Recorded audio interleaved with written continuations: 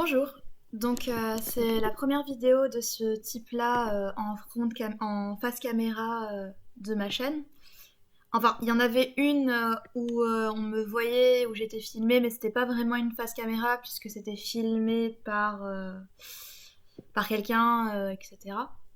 Donc voilà. Je fais cette vidéo suite à la vidéo que Alistair de H Paradoxae a fait sur sa chaîne par rapport aux Mobility Head Tag. Donc pour ceux qui ne savent pas, le Mobility Head Tag est un hashtag pour parler des aides à la mobilité. Donc voilà. Et étant moi-même et utilisant moi-même une aide à la mobilité, je voulais partager mon expérience, partager mon vécu et un peu parler de ce sujet-là moi aussi. Et j'encourage toutes les personnes souhaitant s'exprimer sur le sujet à le faire. Donc je vais prendre mon téléphone pour avoir les questions sur les yeux. Parce que oui, là, la vidéo telle que... Désolée, c'était TikTok. La vidéo telle que vous allez la voir là, je n'ai rien travaillé, je n'ai rien fait, je n'ai pas écrit. C'est ma première vidéo et je réagis un peu à chaud suite à celle d'Alistair. D'où du coup la réaction à chaud. Mais peut-être que pour les prochaines vidéos, je ferai du script, j'en sais rien, je verrai. Si j'ai des bons retours, que je vois que ça suit ma chaîne et que voilà, je ferai peut-être des vidéos un peu plus travaillées, on verra. Je verrai. Par contre, je vous préviens tout de suite, je n'ai aucune qualité de monteur. Donc ce sera souvent ce format-là en mode face caméra. Et si je dois vous montrer des images, ce sera via mon téléphone. Parce que je ne sais pas faire de montage. Voilà. Donc, commençons le Mobility Head Tag. Première question, qui es-tu? Alors, moi c'est Ellie. Vous êtes sur ma chaîne où il y a marqué Ellie fait son show, donc voilà, moi c'est Ellie. J'ai 24 ans, 25 en septembre. Mes pronoms, je m'en fous un peu, je suis non-binaire, j'accepte à peu près tous les pronoms tant qu'on me dit pas que je suis une fille. Âge, bah je vous l'ai dit, 24 ans, pardon. Mes hobbies, alors j'en ai beaucoup, donc je vais vous en citer que les principaux. Je fais du jonglage de feu depuis 1 ou 2 ans, enfin j'ai beaucoup arrêté, là je vais reprendre, mais j'ai beaucoup arrêté pendant une longue période parce que je venais d'arriver en métropole, etc. Le tatouage, la collection de GIF, League of Legends. J'ai commencé à poser pour de la photographie, donc je vais dire la photo. Le cosplay aussi, j'aime pas mal ça, même si j'ai un peu arrêté par manque de moyens, manque de temps et manque d'inspiration. Donc voilà pour mes hobbies principaux, on va dire. Quels sont tes handicaps? Donc personnellement, je suis dyspraxique, dyslexique, dysorthographique. Je suis perdiag autiste et perdiag SED, enfin en suspicion de SED. J'ai également des troubles de l'humeur et un trouble borderline. Mais ça rend... Enfin, c'est des maladies psychiques, mais je sais pas si on peut considérer ça comme des handicaps, mais voilà. Quelles aides à la mobilité utilises-tu ou as-tu utilisé? Alors personnellement, pour l'instant, je n'ai qu'une canne comme aide à la mobilité. Voilà, c'est tout. Ah, et si on compte les attelles comme aide à la mobilité aussi, j'ai une attelle de genou. Voilà. À quel moment as-tu commencé à utiliser chacune d'entre elles et pourquoi? Alors, je me suis acheté... donc, mon attelle, j'ai commencé à l'utiliser en 2019. Fin 2018, début 2019, je ne saurais pas dire exactement parce que j'ai pas de repère dans l'espace et le temps. Donc 2018-2019, voilà. Dans cette fourchette-là. Suite à une blessure au genou, en fait, quand je passais mes diplômes de secouriste, où en fait, un de mes supérieurs, parce que j'ai fait un service militaire, un de mes supérieurs m'a forcé à aller au-delà de mes capacités.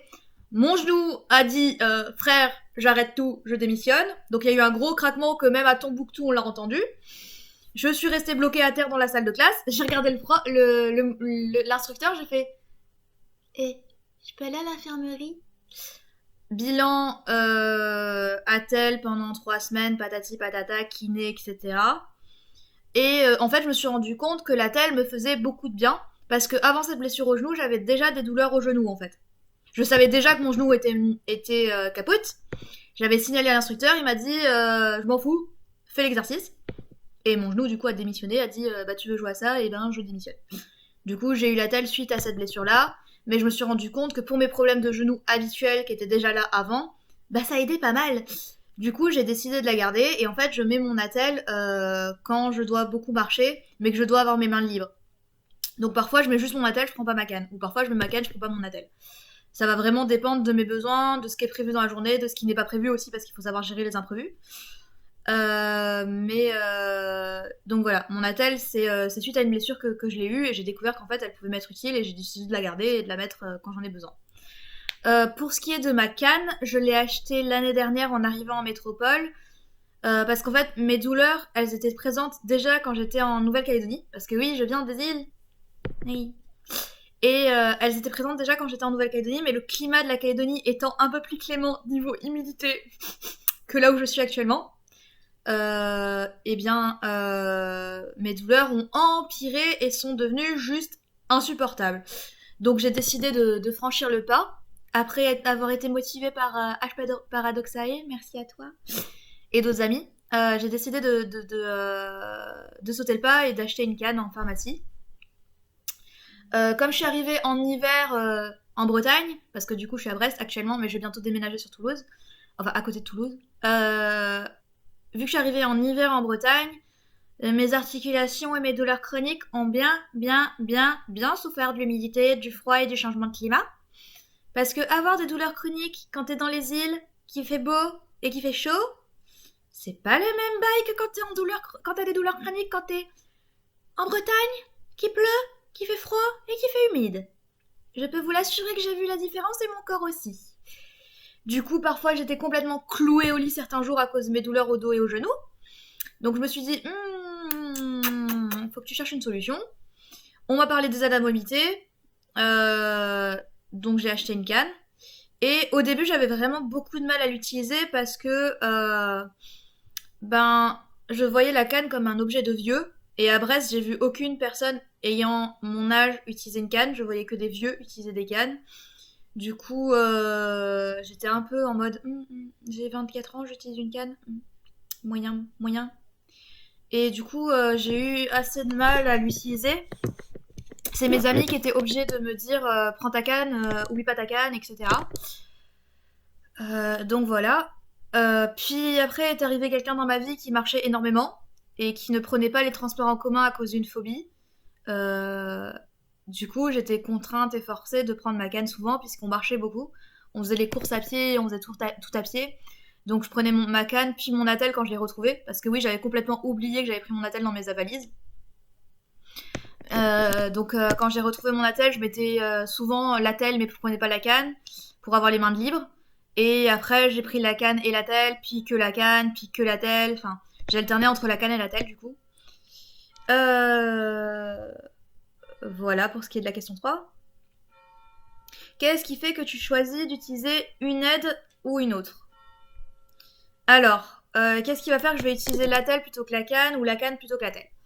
Alors, l'attelle, je vais surtout l'utiliser quand je dois marcher beaucoup et que je dois faire souvent du assis debout à debout assis ou quand je vais devoir beaucoup marcher avec des mains de libre ou je sais pas vraiment ce qu'on va faire, etc.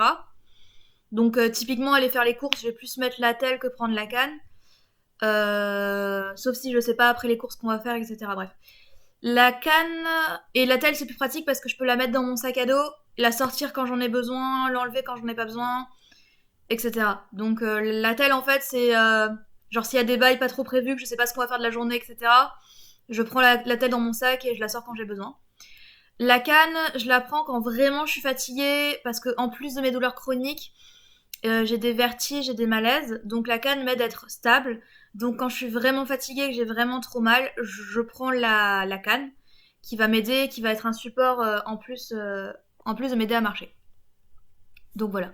Mais en ce moment, je prends ni la canne ni la telle parce que comme il fait beau et chaud et que en plus j'ai un ami qui a une voiture, donc je ne fais plus rien à pied quasiment, ça va mieux. Voilà. Euh, Quels sont les effets positifs de tes aides au quotidien? Alors, les effets positifs de mes aides, c'est pour la telle, j'ai moins mal, j'ai moins de difficultés à marcher et à tenir la station debout, même si ça reste compliqué. Et pour la canne, comme je l'ai dit, mes problèmes de vertige, etc., j'ai un appui, j'ai une stabilité, j'ai une aide pour compenser mon genou en vrac. Donc voilà. Quel effet négatif ont tes aides sur ton quotidien? Déjà, il faut penser à les prendre. Parce que bien souvent, je pense pas à les prendre. Donc voilà. Si on me dit pas prends ta canne, je vais pas la prendre. Mon attel, si je prends pas mon sac à dos avec moi et que où mon attel est dedans, je vais pas penser à la mettre si on me dit pas de la mettre. Donc voilà, pensez à les prendre. Ensuite, c'est vrai que le regard des gens, c'est assez dur à assumer. Je me souviens qu'une fois, j'étais au supermarché en train de faire mes courses et j'avais la totale. J'avais mon casque anti-bruit, j'avais mon attel et j'avais ma canne. Et il y a un petit vieux qui m'a regardé de la tête aux pieds en mode qu'est-ce qu'elle a celle-là? Euh, Quand j'étais encore à la fac, il y a des gens qui se sont amusés à me dire mais t'as pas vraiment besoin de ta canne, regarde tu marches, à me l'enlever, etc. Donc oui, le regard des autres c'est un gros inconvénient. Surtout que je suis quelqu'un qui a pas du tout confiance en moi. Donc je vais pas me sentir très légitime à utiliser ma canne, je vais pas me sentir bien, etc. Euh, Est-ce que tu as l'impression que ta relation avec tes aides à la mobilité ont évolué avec le temps? Alors, vu que j'utilise mes aides à la mobilité depuis 2 ans pour la telle et 1 an pour la canne, on peut pas trop parler d'évolution sur le temps, mais je sais pas, peut-être que ça évolue. Enfin, de regarder des youtubeurs et des youtubeuses et des youtubux parler de leurs aides, etc., ça me fait me sentir un peu mieux par rapport à mon rapport à moi à ces aides, puisque je vois des gens de mon âge utiliser des aides, je vois des gens de mon âge avoir besoin de ça, et du coup je me sens un peu moins seule, un peu moins isolée, donc oui, on va dire que mon rapport aux aides à la mobilité ont changé. Voilà. Et ça a tellement changé que j'hésite même à prendre un fauteuil roulant, chose qu'il y a des années je n'aurais absolument pas imaginé envisager. Pour toutes les raisons que je vous ai dit, fatigabilité, douleur, etc. J'envisage de peut-être investir dans un fauteuil roulant. Est-ce que tu as quelque chose à dire ou à conseiller à une personne qui souhaite commencer à utiliser des aides à mobilité ou en changer? Alors, si tu... Déjà, comme l'a dit Alistair, si tu te poses la question de est-ce que tu as besoin d'une aide à la mobilité, c'est que tu en as besoin. Je sais plus qui avait dit ça à la base, mais c'est dans la vidéo d'Alistair que je l'ai vu. Et parce que clairement, on n'utilise pas une aide à la mobilité pour le plaisir. Genre, moi, ma canne, déjà, ça me fait mal à la plate de la main, ça me fait mal au poignet, ça me fait mal aux doigts, ça me fait suer des mains.